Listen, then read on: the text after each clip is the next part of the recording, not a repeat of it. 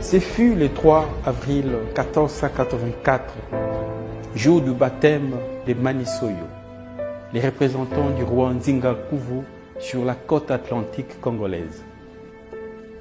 La cérémonie baptismale débuta par un grand feu sur la place centrale de Soyo.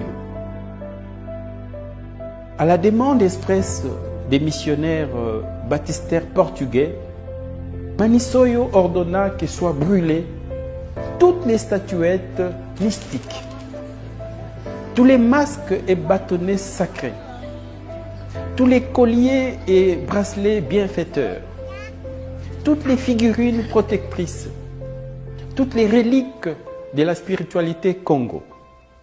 En un mot, au bûcher tous les saints frusquins qui symbolisaient l'ancestralité pluriséculaire Congo de l'Égypte pharaonique en Banzan Congo. Tout brûla.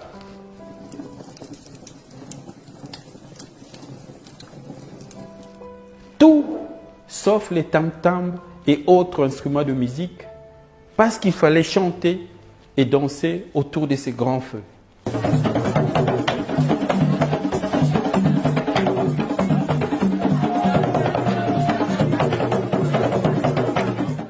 Ces jours-là, les conquistadors européens installèrent malicieusement la suprématie de leur civilisation dans tous les coins et recoins de nos consciences, après nous avoir suggéré l'incinération ontologique de notre civilisation.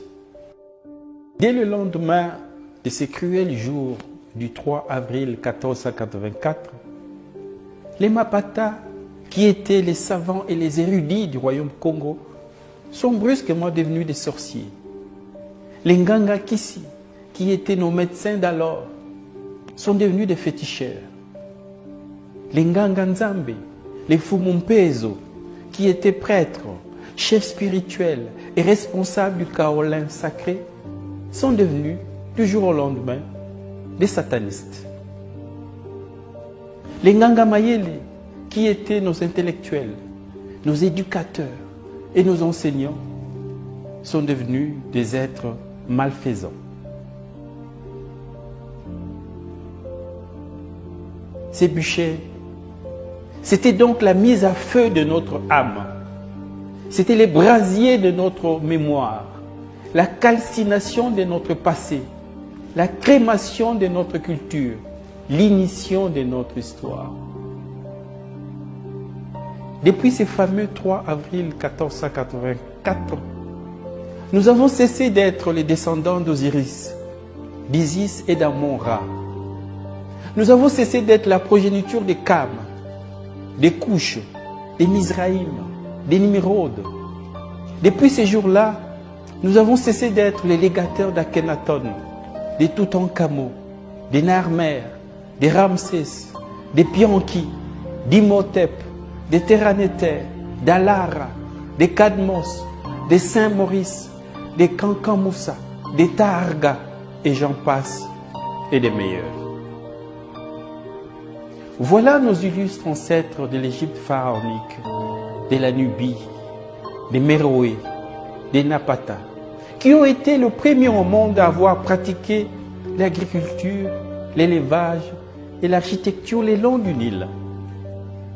Ils ont écrit le premier texte sacré monothéiste de l'histoire humaine, ainsi que le texte des pyramides.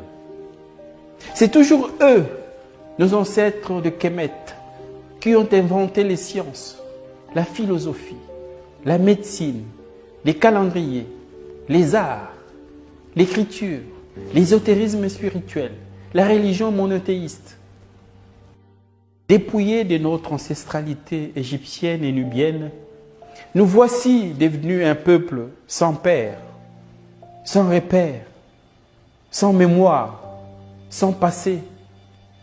Un peuple tombé depuis dans la mésestime de soi, dans le mépris de soi. Or, manquer d'estime de soi et de confiance en soi, c'est se croire inférieur aux autres, c'est-à-dire devenir une proie facile pour l'esclavagisme.